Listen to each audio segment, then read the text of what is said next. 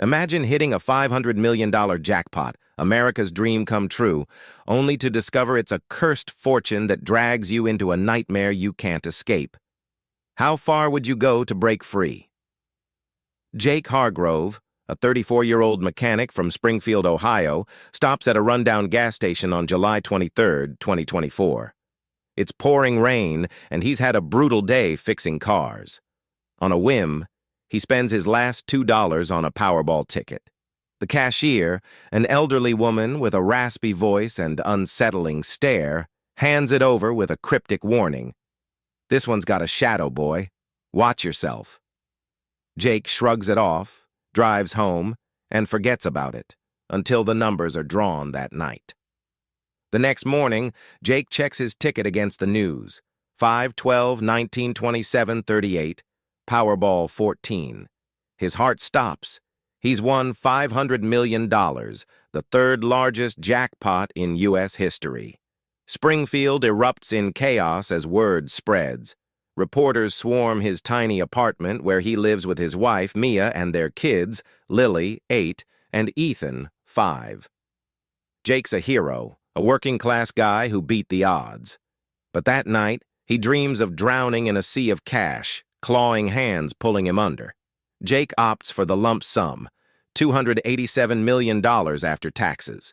He claims it in Columbus, grinning for the cameras in a suit he borrowed from his brother, Tim. The family moves fast, quitting his job, buying a sleek mansion in a gated Ohio suburb, and splurging on a boat, a Ferrari, and private school for the kids. Mia's ecstatic, planning trips to Disney World. But Jake can't shake the cashier's words or the nightmares that now wake him in a cold sweat. 2 weeks later, Jake's Ferrari, his pride and joy, catches fire in the driveway. No explanation, just flames licking the night sky. The fire chief calls it a freak electrical fault, but Jake notices something odd, a charred $100 bill pinned under the wreckage. Mia laughs it off as a prank, but Jake's gut twists. That night, the dream shifts. Shadowy figures whisper his name from the edges of the cash sea. A week later, their golden retriever, Max, goes missing. The kids are devastated, posting flyers around the neighborhood. 3 days pass before Jake finds Max in the woods behind the mansion, dead, with a crisp $100 bill stuffed in his mouth. The vet says it's natural causes, but Jake's sure it's not. He starts locking the ticket in a safe, feeling eyes on him even when he's alone. Word of Jake's win spreads like wildfire. His inbox overflows with sob stories, cousins he hasn't seen in years, a high school buddy who once stole his girlfriend, even a charity promising tax breaks. Tim, his older brother, shows up uninvited, asking for $5 million to start a bar. Jake gives him $50,000 to shut him up, but Tim's bitterness lingers. Meanwhile, the nightmares intensify. The shadows have faces now, twisted and greedy. One night in September, Jake wakes to a freezing bedroom.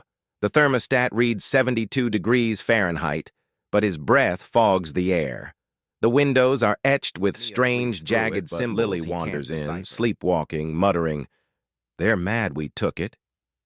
Jake shakes her awake, and she doesn't remember a thing. He starts to wonder if the money's poisoning them. Haunted by Lily's words, Jake researches the gas station. Online forums mention it was built on the site of an 1867 bank heist. 5 thieves stole $1 million in gold, then butchered each other in a double cross. The gold vanished, and locals swear the land's cursed. Jake laughs it off as folklore, until he finds an old photo of the robbery crew. One of them looks eerily like the cashier. Jake notices Mia acting strange. Late-night calls, hushed tones. She says it's her sister, but he catches her transferring $100,000 to an unknown account. When confronted, she snaps, "It's for us, Jake. Stop being paranoid." That night, the safe's lock jams. He forces it open to find the ticket untouched, but the metal's scratched with claw-like marks. Desperate, Jake visits a Dayton psychic, Madame Elise, recommended by a coworker. She takes one look at him and recoils. "That money's soaked in blood," she says. "Greed's echo. It feeds on betrayal. You've got to let it go." Jake storms out, calling her a fraud, but her words stick. That night, he dreams of the thieves stabbing each other, their gold turning into his Powerball ticket. Ethan starts waking up screaming about shadow people in his room, tall, faceless figures clutching cash. Lily draws them in art class, stick figures with hollow eyes. Their teacher calls it imagination, but Jake's stomach churns. He installs cameras around the house, catching nothing but static where the kids swear the shadows stood. Tim corners Jake at a family barbecue, drunk and furious. "You owe me, little brother. I carried you growing up." He demands $10 million, threatening to leak Jake's old arrest record, a bar fight from 2010 that nearly landed him in jail. Jake shoves him out, but Tim's words fester. That night, a mirror cracks as Jake walks by, reflecting his face in shards. Jake hires a PI, Sam Carter, to tail Mia. Sam's ex-military, no-nonsense, and skeptical of curses. He digs up dirt fast. Mia's been meeting a slick con man, Victor Reese, who claims he can cleanse the money for a fee. Jake confronts her, and she admits it, sobbing, "I just want us safe." But Victor's nowhere to be found when Jake tries to track him down. Checking his accounts, Jake finds $3 million gone, siphoned to offshore accounts linked to Victor. Mia swears she didn't authorize it, but the bank can't trace it. Jake's fortune's still massive, but the loss stings. That night, the safe's scratches deepen, and he hears faint laughter from inside the walls. Exploring the mansion's attic, Jake finds a dusty journal from 1998. It belonged to Carl Grayson, a previous owner who won $20 million in a state lottery and died in a freak car accident after giving it all away. Carl wrote of nightmares, shadows, and a ritual to burn the source of the wealth. Jake slams the book shut, hands trembling. The cameras finally catch something, a blurry shape darting across the living room. Jake replays it, heart pounding, as the figure resolves into a man with no face, holding a sack of coins. The kids refuse to sleep alone, and Mia begs Jake to sell the house. He refuses. The money's all they have left. Springfield buzzes with rumors. Jake's cursed. The jackpot's haunted. A local historian, Dr. Ellen Price, contacts him, offering to investigate the gas station's past. She confirms the heist story and adds a twist. The thieves' leader, Amos Creed, swore revenge on anyone who touched his gold. Jake hangs up, rattled. One morning, Jake finds the safe leaking, dark red liquid seeping from the seams. It's not blood, just rust-tinged water, but the ticket's soaked. He dries it, but the numbers shimmer oddly, like they're alive. Mia packs a bag, threatening to leave with the kids unless he acts. Jake rereads Carl's journal. The ritual's simple. Burn the ticket under a full moon, renounce the wealth, and scatter the ashes. The next full moon's in 3 days, December 18th, 2024. He decides to try it, but keeps it secret from Mia, fearing she'll stop him. Victor calls Jake, claiming he can fix everything for $5 million. Jake meets him in a diner where Victor spins a tale about spiritual cleansing. Jake smells the scam and walks out, but Victor yells after him, "You can't outrun it!" That night, the shadows smash a chandelier above Jake's bed. Tim shows up with a lawyer, demanding half the fortune in a lawsuit. He's got photos of Jake's old fight, doctored to look worse. Jake's lawyer says it's blackmail, but fighting it will cost millions. Jake cuts Tim off completely, and the family splits for good. The day before the full moon, Lily and Ethan disappear from the backyard. Jake and Mia search frantically, finding them hours later in the woods, unharmed but dazed, clutching handfuls of old coins. Lily whispers, "They said we're next." The ritual's his only shot. December 18th dawns stormy, thunder rattling the mansion. Jake prepares. Gasoline, matches, the ticket.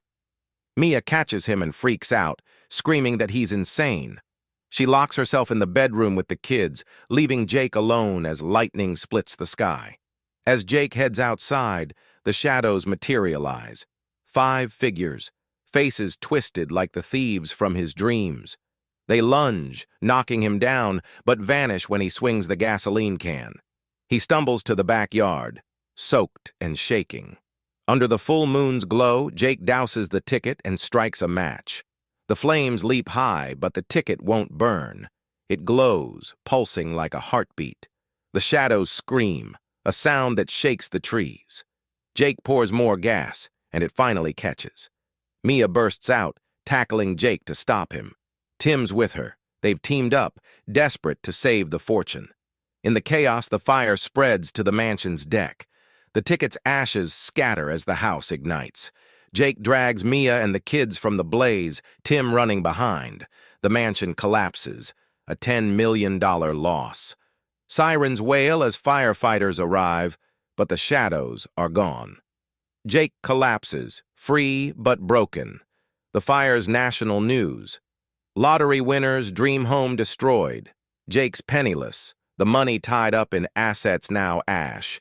The nightmares stop, and the kids sleep soundly. Mia leaves him, taking the kids to her sisters. In March 2025, a construction crew digs up the gas station site, unearthing a chest of gold coins, valued at $500 million. Experts link it to the 1867 heist. The curse wasn't the ticket, it was the land, waiting for its next mark. The video ends with the narrator. Jake escaped, but would you? What's a fortune worth if it owns your soul? Viewers are left buzzing, ready to debate in the comments. Before the ritual, Jake tracks down the gas station owner who admits the cashier died in 1990. Yet Jake saw her in 2024. The coins the kids held leave faint burns on their hands, fading slowly. Dr. Price vanishes after emailing Jake more heist details, her car found empty. A neighbor saw men in old clothes near the mansion before the fire. Sam Carter quits, spooked by Victor's disappearance.